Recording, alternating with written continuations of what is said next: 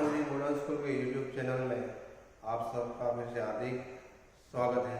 आज हम standard 1 subject Hindi chapter number 11 doctor Abdul Kalam के संदेश उस संकलित पाठ का हम अभ्यास करेंगे, जिसमें आपको इस पाठ को समझना है और इस डॉक्टर अब्दुल कलाम के जीवन के संदेश से आपको कुछ सीखना है।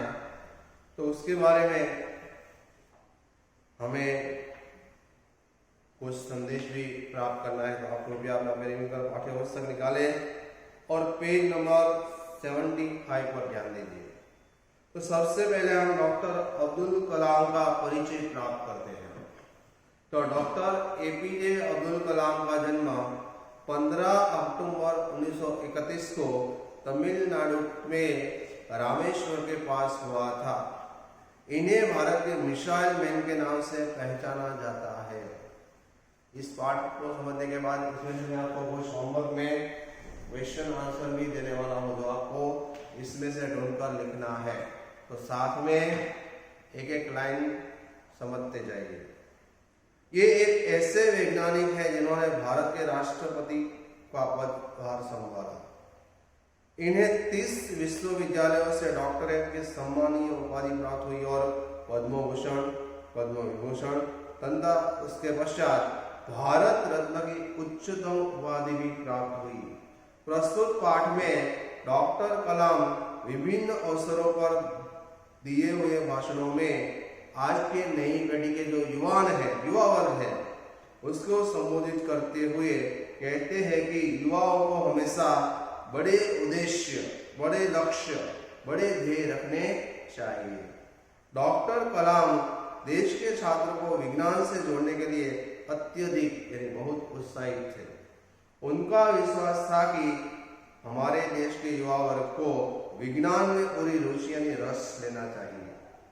उन्हें बड़े बड़े स्वप्न देखने चाहिए और बड़े विचार रखने चाहिए। तो विद्यार्थी मित्रों, डॉक्टर कलाम का यह संदेश आपको याद रखना है और उन्हें विश्वास था कि देश के युवाओं को विज्ञान में पूरी जानकारी होनी चाहिए। उन्हें अभी से बड़े बड़े स्वप्न देखने चाहिए और बड़े विचार भी रखने चाहिए। तभी हम हमारे जीवन में हमारा जो लक्ष्य है, जो ध्येय है, वो प्राप्त करने में सफल होंगे। तो आइए पढ़ते हैं डॉक्टर अब्दुल कलाम के संदेश। जो सपने देखते हैं उन्हें सच करने की हिम्मत रखते हैं।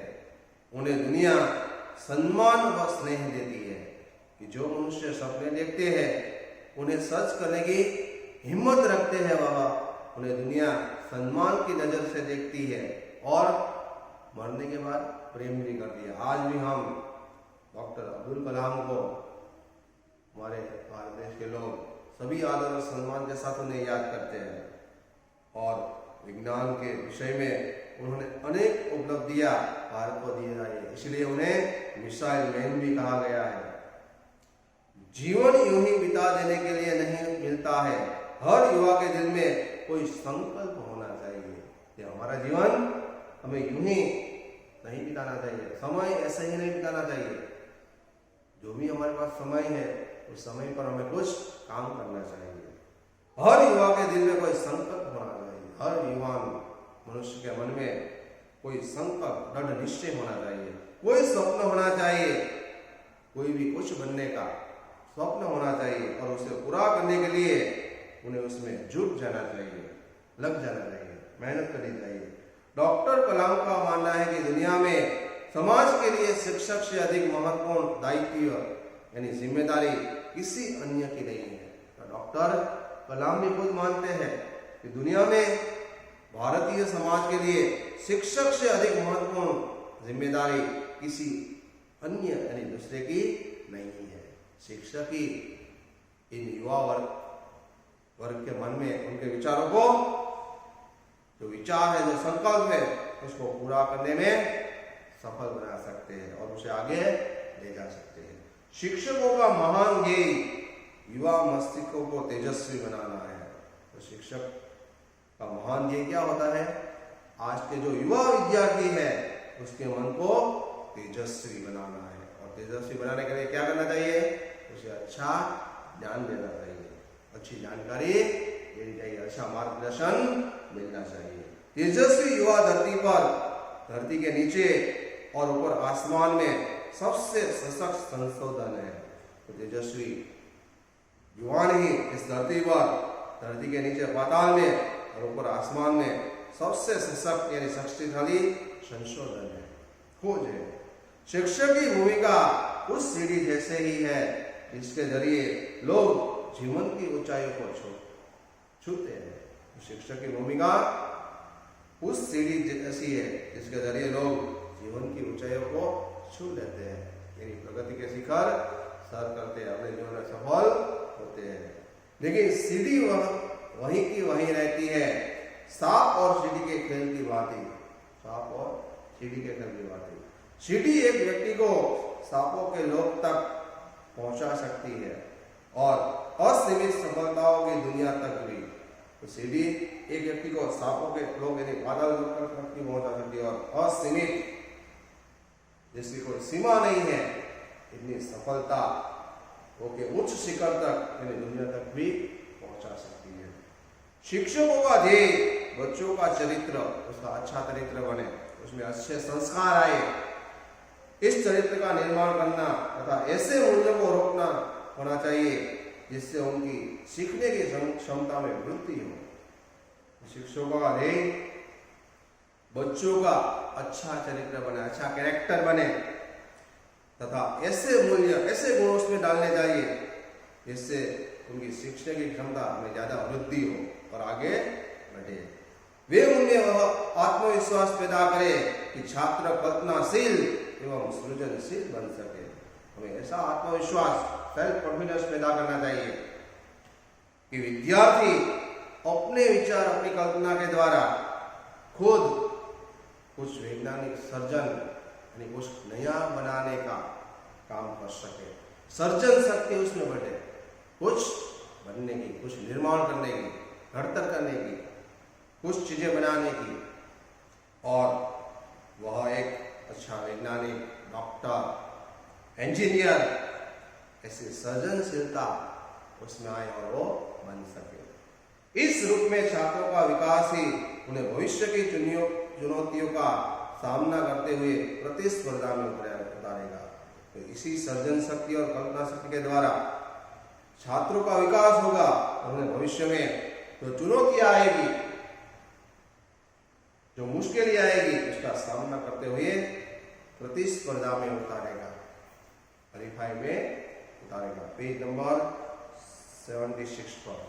आज की आधुनिक प्रौद्योगिकी की सहायता से शिक्षक छात्रों का एक ऐसा विकास करे कि वे बिना किसी शिक्षक की सहायता लिए स्वयं सीखने में सक्षम हो सके। तो आज चारों तरफ जो औद्योगिक वसाहतें बसी हुई है, उसकी सहायता से शिक्षक छात्रों के अंदर ऐसा विकास करे कि वे प्रैक्टिकल ज्ञान पाकर बिना किसी शिक्षक की सहायता से स्वयं सीखने की सक्षमता, योग्यता रखता हो।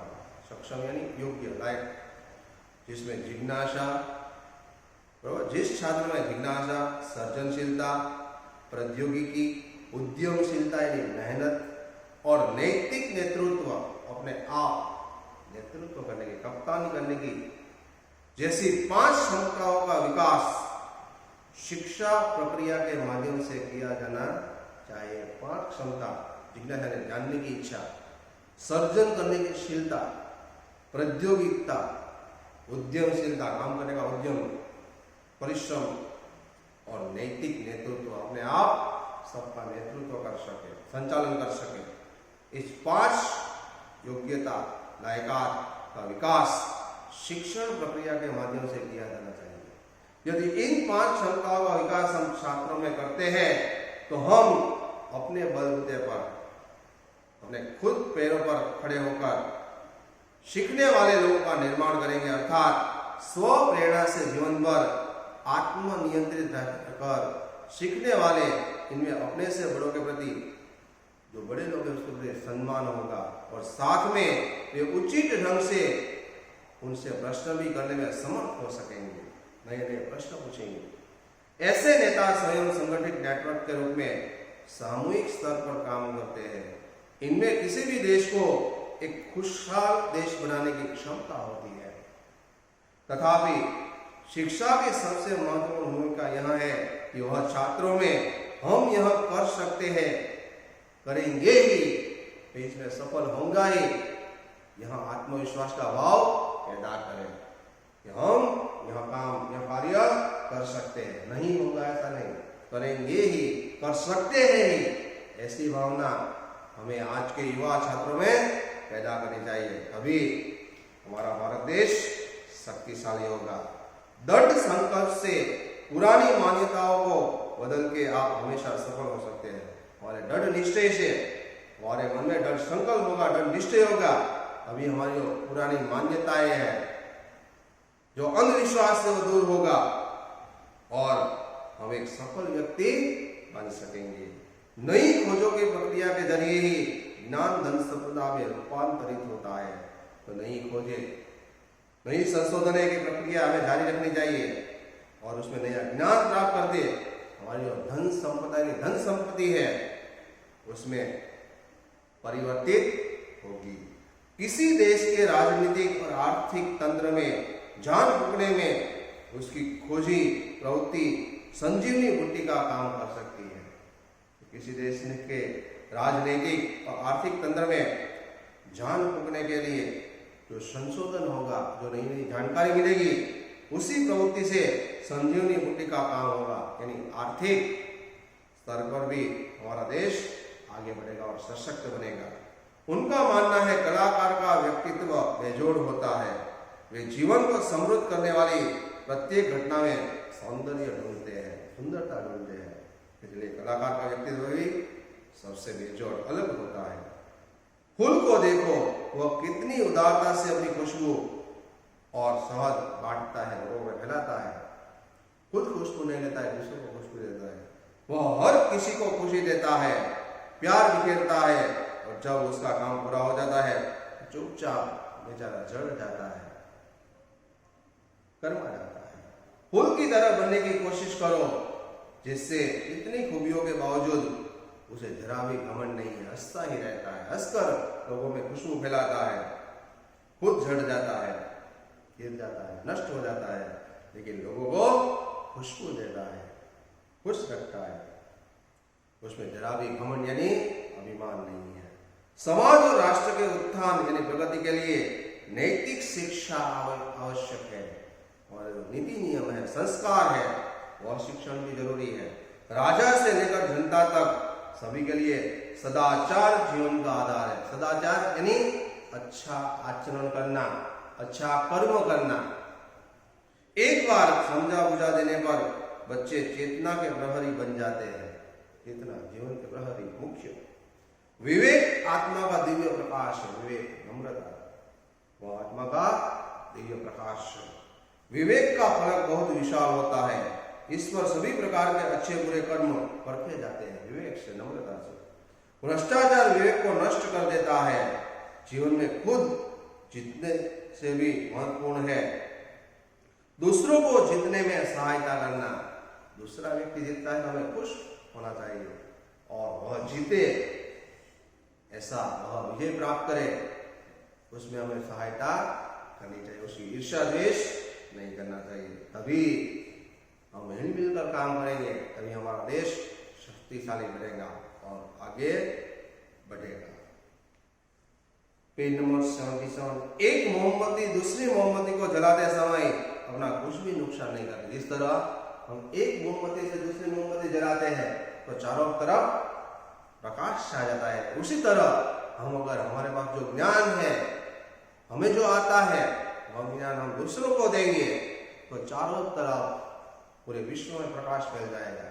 जिस तरह एक मोमबत्ती से दूसरी मोमबत्ती हम जलाते हैं, समय अपना कुछ भी नुकसान नहीं होगा, उसी तरह हमें हमारे पास जो ज्ञान है वह दूसरों को सिखाएंगे, दूसरों को देंगे तो वह आगे बढ़ेगा, वो दूसरों को सिखाएगा, हमारे ज्ञान को कोई नुकसान होगा नहीं। तो हमें जितना भी आता है वो दूसरों को सिखाना चाहिए, अपने तक नहीं रहना चाहिए। आजकल के लोग ऐसा करते हैं, कि मुझे आता है तो मेरे पास तो सीख जाएगा तो मुझे नुकसान होगा, वो आगे बढ़ जाएगा, ऐसा नहीं है। हमें जो आता है वो दूसरों को भी सिखाना चाहिए। उसकी ईर्ष्या नहीं करनी चाहिए, द्वेष नहीं करना चाहिए, लालच या लोभ नहीं रखना चाहिए, घमंड नहीं रखना चाहिए कि मैं ही कुछ हूं, मैं ही नहीं हम कुछ है, हम सब लोग एक है, ऐसी भावना रखनी चाहिए।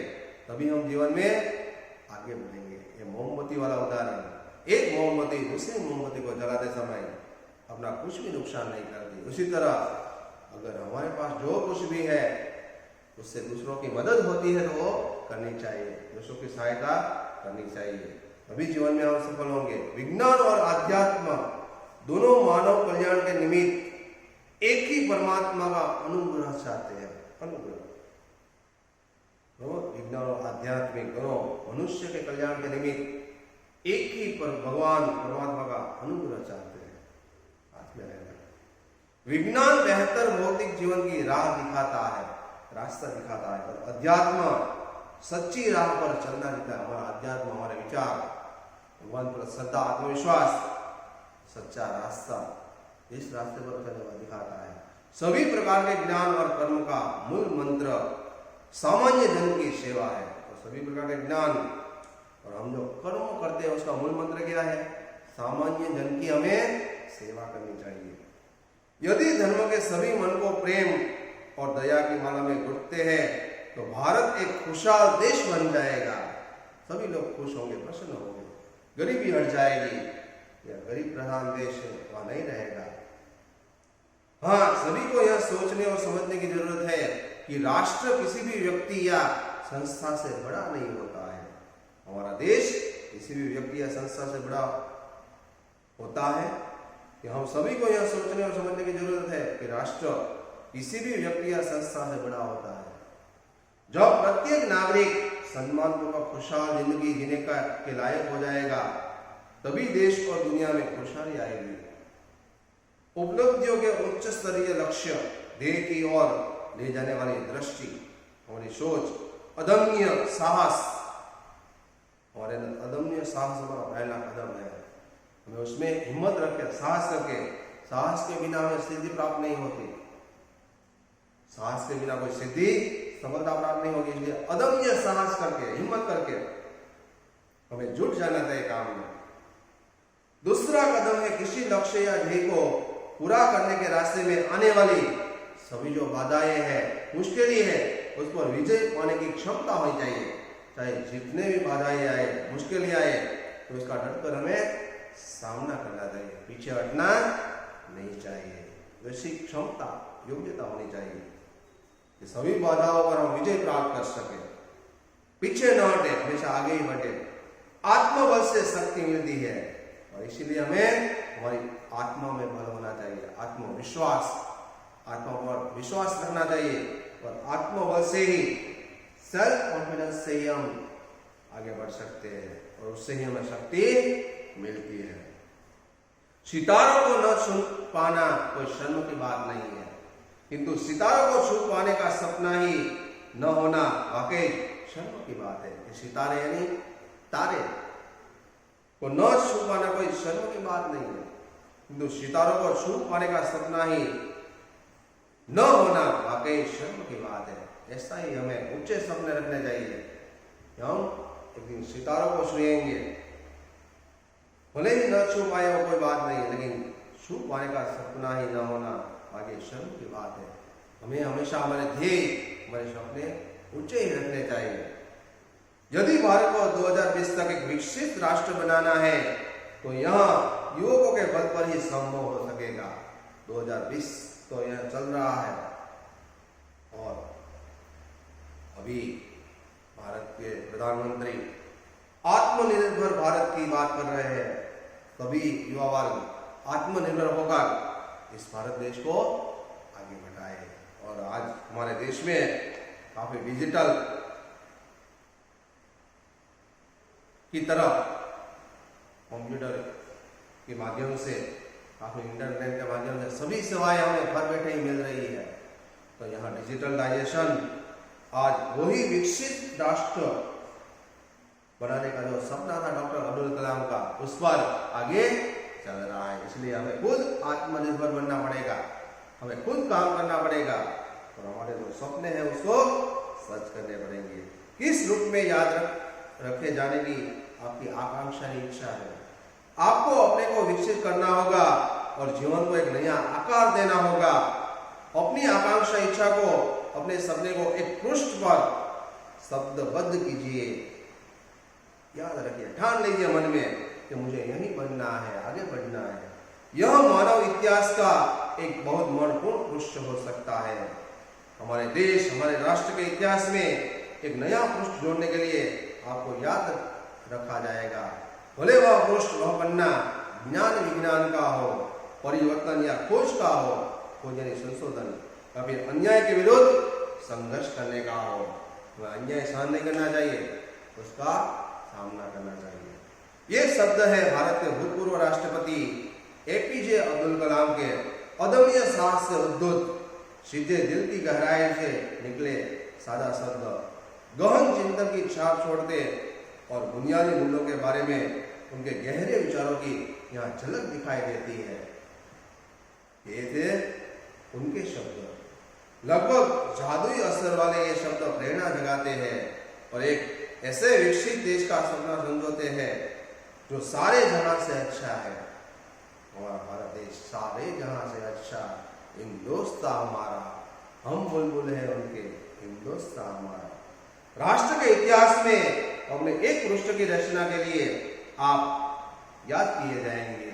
इसलिए अब जो सपने देखते हैं उस सपने को सच बनाने का प्रयत्न करिए। यही था आपका और हमारे भारत के भूतपूर्व राष्ट्रपति डॉक्टर अब्दुल कलाम का। भारत के इतिहास में 27 जुलाई 2015 अत्यंत दुर्भाग्यपूर्ण दिवस के रूप में याद किया जाएगा।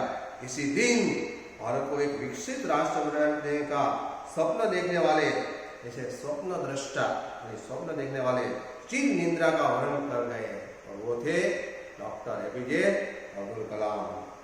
आज वे हमारे बीच नहीं है, किंतु उनके यह अनमोल विचार सदैव हमारे देश के युवा वर्ग और युवा छात्रों का मार्गदर्शन करते रहेंगे।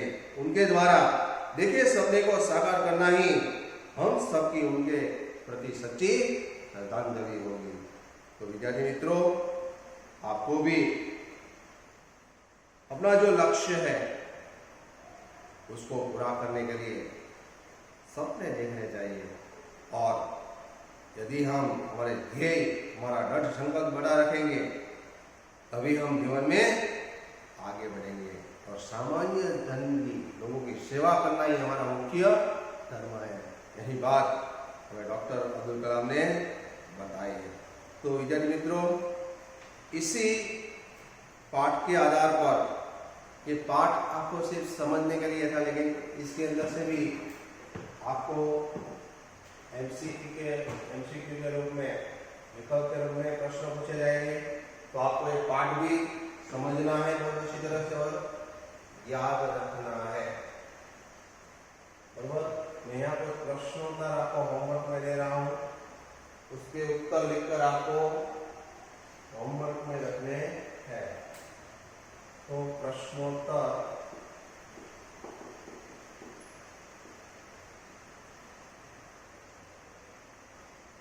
होमवर्क में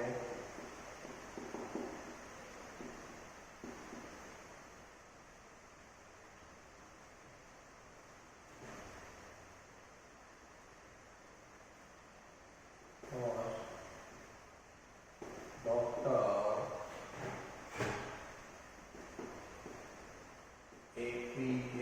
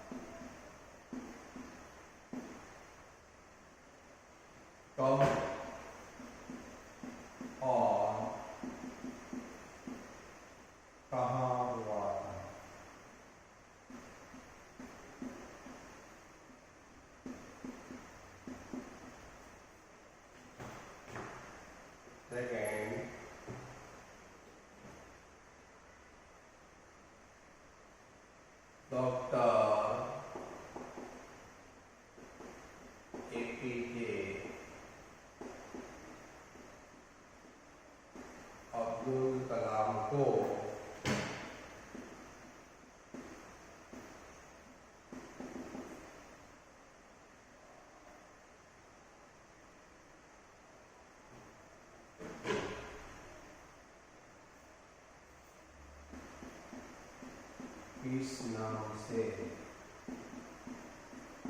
पहचाना जाता है?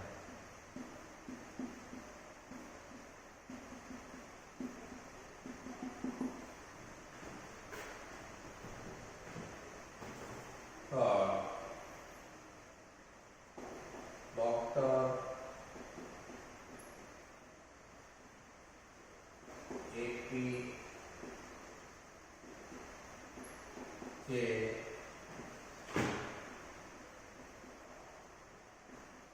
अब्दुल कलाम को कौन सी उपाधियां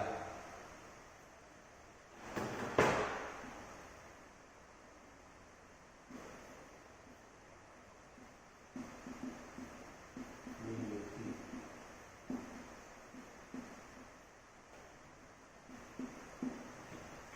और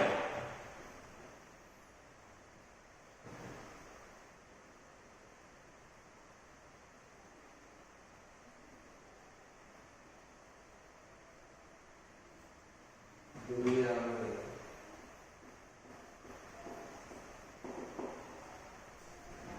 सम्मान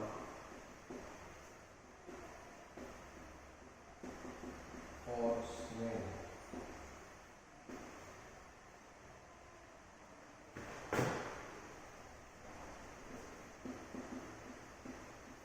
कैसे मिलता है? आपको एक पार्ट के अंदर से ये क्वेश्चन आंसर लिखकर होमवर्क में रखना है।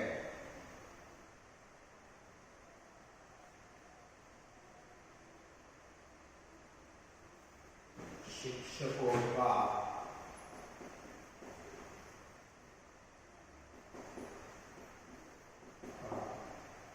छात्रों के प्रति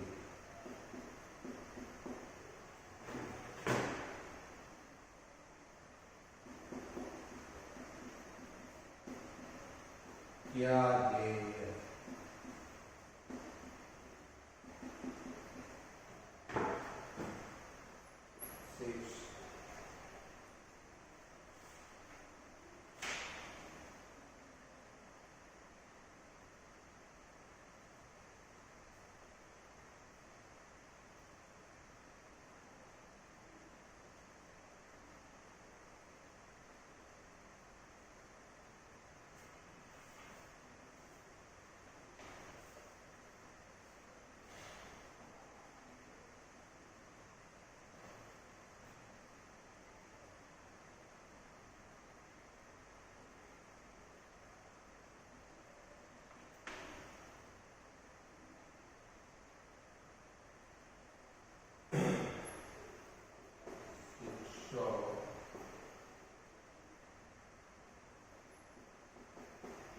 कौन से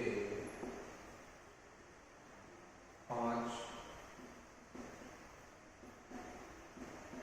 क्षमता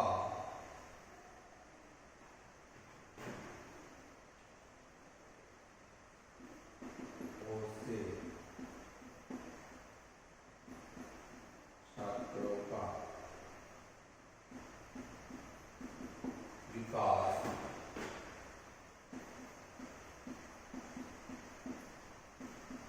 कर सकते हैं?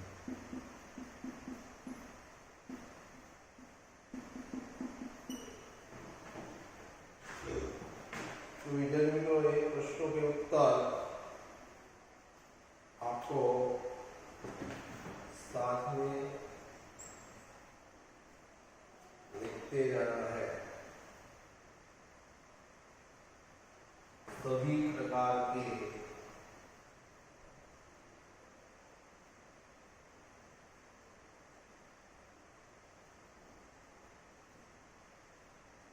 ज्ञान और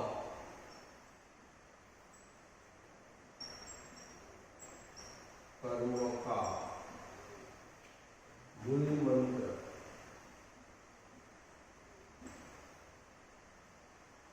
क्या है?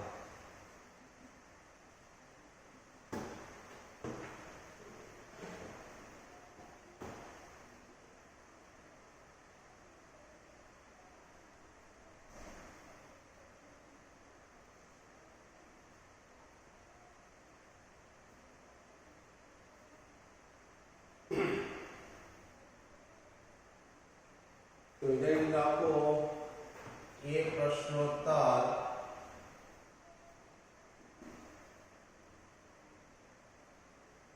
पाठ के अंदर से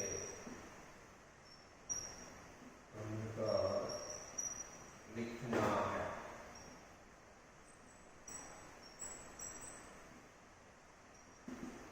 होमवर्क के अंदर ये 7 प्रश्न आपको डॉक्टर एपीजे अब्दुल कलाम का जन्म कब कहाँ हुआ था। डॉक्टर एपीजे अब्दुल कलाम को किस नाम से पहचाना जाता है। डॉक्टर एपीजे अब्दुल कलाम को कौन सी उपलब्धियां उपाधि या मिली थी। दुनिया में सम्मान और स्नेह किसे मिलता है। शिक्षकों का छात्रों के प्रति क्या ध्येय है। शिक्षक कौन से 5 क्षमताओं से छात्र का विकास कर सकते हैं और सभी प्रकार के ज्ञान और कर्मों का मूल मंत्र क्या है। इस 7 प्रश्नों के उत्तर आपको लिखकर होमवर्क में रखना है और यह पाठ हमें हमारे जीवन में प्रेरणा मिले इसलिए समझने के लिए था और इसके अंदर से ऐसे प्रश्न और क्वेश्चन आंसर या विकल्प भी पूछे जाएंगे। आपको ये अपने बुक में भी लिखना है। अस्तु, नेक्स्ट पीरियड में मिलेंगे।